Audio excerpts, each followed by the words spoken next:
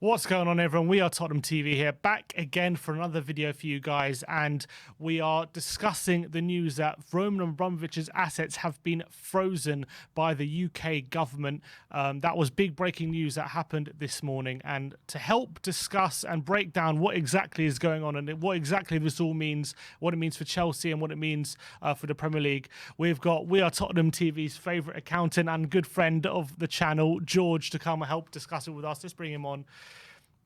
George, how are we doing today? Are you all right? Hi, Sim. How you doing? Yeah, I'm well, thanks. Thank you for giving up your time and thank you for helping us break down exactly what's going on.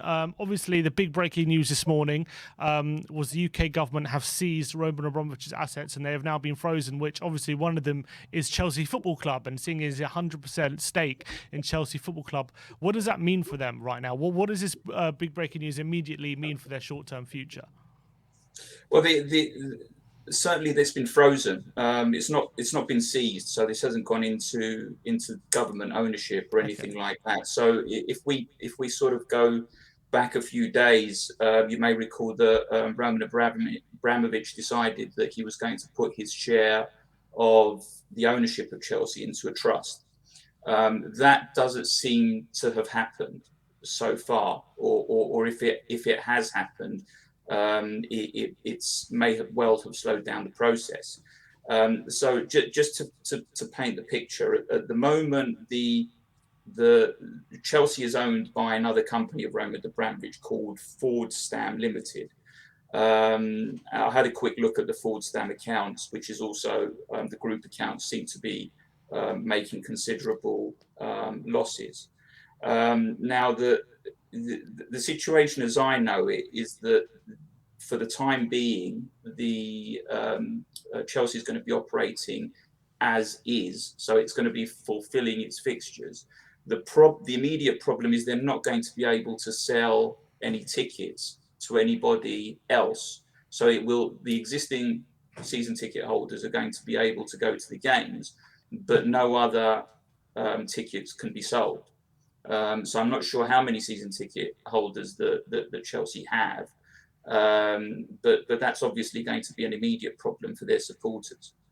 The other major and significant fact of this is that it last year. So I'm looking at the accounts up to June 21. It looks like Abramovich owned companies have bankrolled Chelsea to the tune of about £100 million up to June 21. Well, that's now going to stop, and the wages that sort of are payable by Chelsea are in excess of £250 million a year. So the question is now is how, if that bankrolling is going to cease and the assets are frozen, how Chelsea are going to be able to pay their playing staff on a weekly basis. They may have some form of reserve to do so until the end of the season. So we're talking about now 2.5 months to the end of the playing season. They may be able to do that, but I'm not sure what's going to happen after that, considering that this license that Chelsea have to continue operating is going to finish on the 31st of May. Whether that's going to be renegotiated with the government. I mean, in a statement that Chelsea released, they have said that the UK government has issued a general license that permits Chelsea to continue its activities, and then it goes on to say that Chelsea are going to engage in discussions or intend to engage with discussions with the UK government regarding the scope of the license. So my guess is that they're going to be trying to sort of get some sort of funding, is my guess, in order to pay wages for the playing staff and also for their other staff, which is obviously considerable. And obviously, there's talk now of the sale of Chelsea, which has now been halted. Where, as you said before, that Roman Abramovich was looking to sell Chelsea as of I think it was last week. So with that sale now being halted by the UK government, do we know if that's indefinite? Is that gonna be just very temporary? What do you expect in terms of timescale? I mean, looking at the horrific scenes yesterday in respect of the war, I can't see any change of this happening any soon. I mean, the circumstances out there are horrific, obviously. And it seems to me that what the government have been looking at whether they can continue not to sanction Roman Abramovich, who's such a high profile individual, Russian individual in the UK.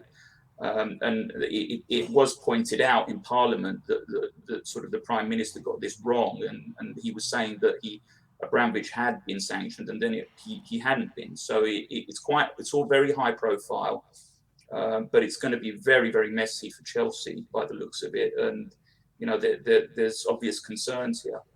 Yeah, definitely. And there's also talk at the moment they can't obviously sign players who are running out of contract for new contracts, and they have a number of them, high-profile players like Tony Rudiger and Andres Christensen and Cesar Azpilicueta. And also they can't at the moment bring in any new players or make any new signings until this is all sorted. So does that mean that at the moment the Chelsea squad can only be depleted for the time being? Is that what it means? Yeah. I mean, look, they can't even sell players. I mean, frozen means frozen. So you're right. Azpilicueta, Rudiger, Christensen. But the contracts can run out, right? Yeah. Well, the contracts can run out, but the situation is that some form of negotiation needs to take place with these players. So that it does leave things slightly in limbo. Whether the provisions will be adjusted to take into account these instances, I don't know. I mean, there's further things here. I mean, the club does need to sort of keep a ceiling on its travel. So, for example, if Chelsea are going to fly out to I don't know, I think they're playing Lille next. Yeah. So I mean, it's not too far away.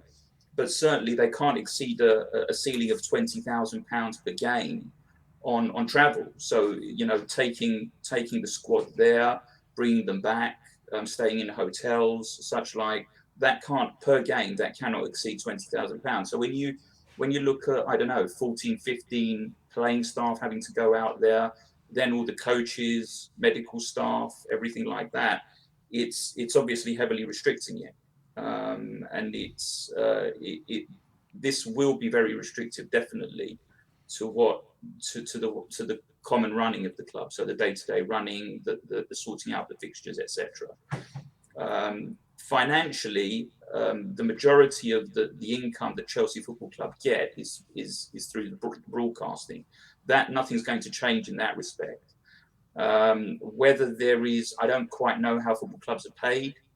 Through broadcasting, if it's one lump sum at the start of the season, or if it's paid in tranches, I'm not entirely sure. But so they may well have received most of that. But certainly they're going to get hit with revenues from the club shops, which Chelsea fans are not allowed to buy directly from Chelsea anymore. They'll be needing to buy through third party any merchandising. So, for example, if I wanted to buy a Chelsea top today and I was a Chelsea fan, I would need to go to Sports Direct to get it. I won't be able to go to the club shop, or my guess is by mail order. So there are significant restrictions here, which is going to make life very, very difficult for the club. I read somewhere someone said that the club still could be sold if the sale was facilitated by the UK government. Do you know if there's any truth in that, or you could see that happening? What I know here is that it says a government source said the Department of Digital Culture and Media was open to working with the club on a new license.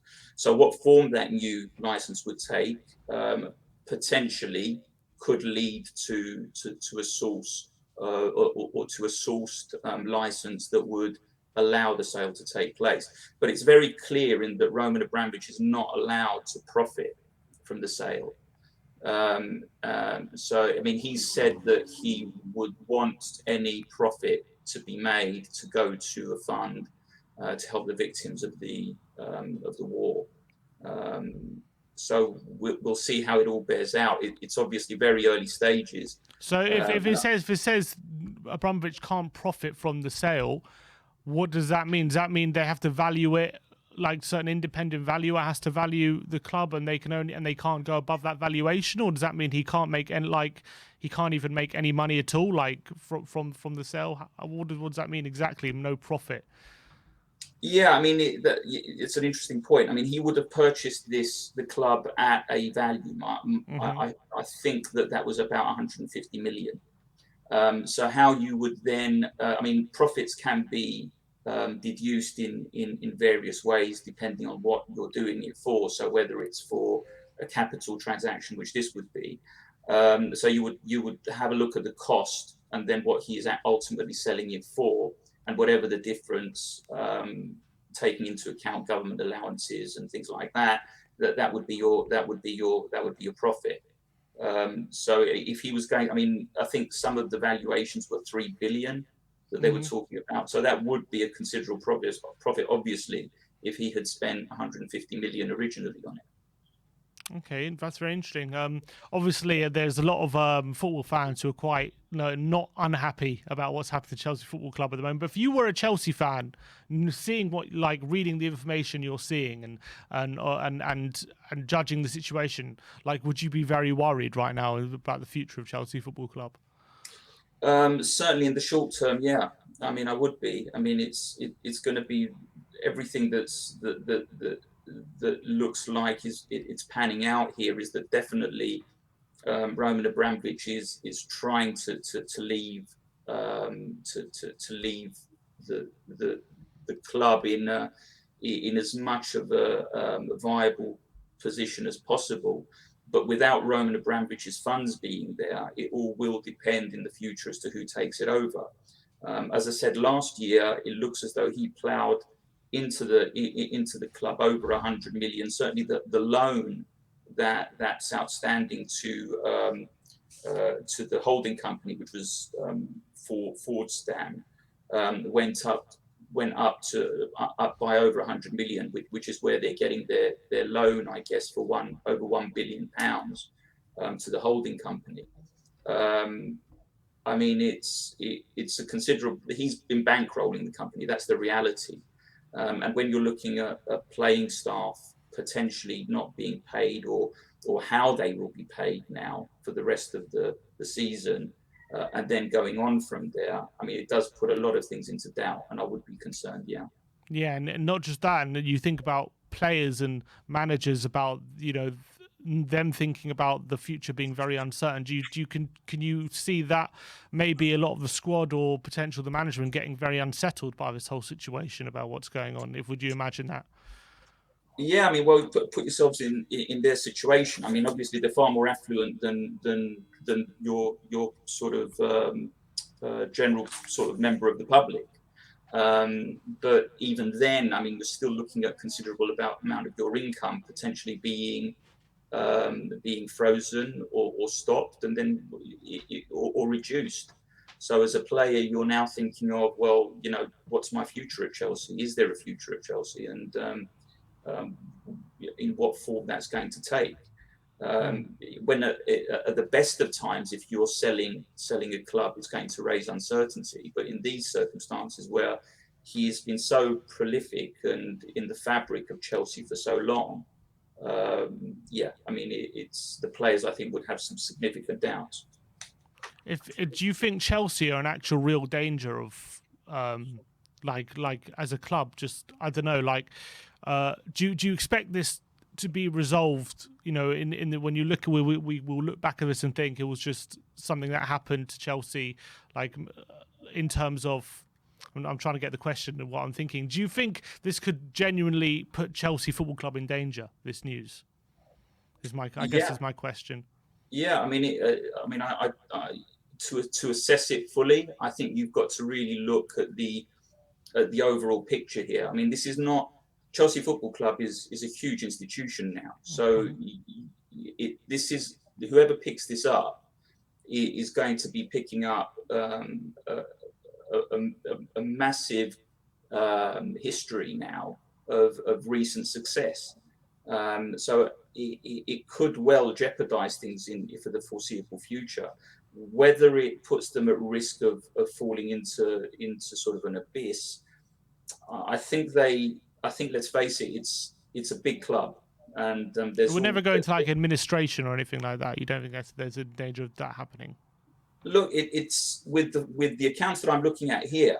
I mean, fundamentally, Chelsea Football Club are insolvent. With the accounts that I'm looking at here, I mean, in the definition of insolvency, they're certainly insolvent. I mean, the balance sheet here is negative. I think to the tune of, just bear with me, and I'll have a quick look. Okay.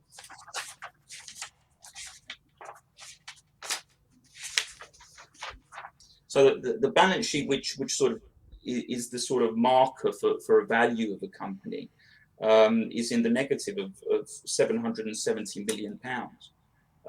So effectively, what we're saying here is that there is an adverse valuation of this of 770 million sort of pounds here. So it's net live. So it's also its net, what it has as its what's called as working capital.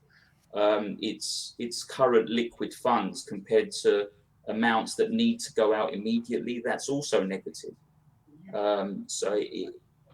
Okay, if we strip out of this the loan that Abramovich has, which is in excess of £1 billion, at that point, maybe then you start looking at a potential viability for the club to stand on its own 2 feet. But with including that, I mean, it's whoever buys it is going to buy it for effectively the trademark, for the badge, because everything else is, there isn't that much value to it. And do you think that when this kind of stuff happens, it puts a different perspective on maybe our own ownership and how we're run, or do you think it doesn't really correlate in that, or you shouldn't maybe link the two? It's a very different form of. I mean, we went through something similar in the 80s. When Alan Sugar took the club over with Terry Venables. The finances of the club were shot to pieces at that point, and were only running through the owners really facilitating that the bankrolling the club at the time. And when it all came to a head, I mean, it put the existence of Tottenham Hotspur Football Club into a big, under a big question mark.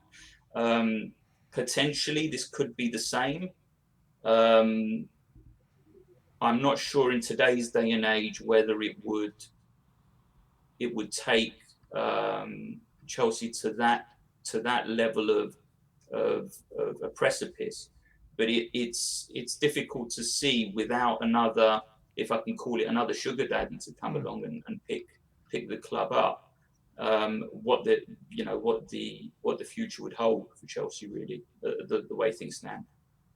All right, George, really appreciate your time. Thank you for helping break everything down, and I'm hoping people watching this video are more informed about the situation going on at Chelsea and better understand what's happening. And I appreciate you coming on.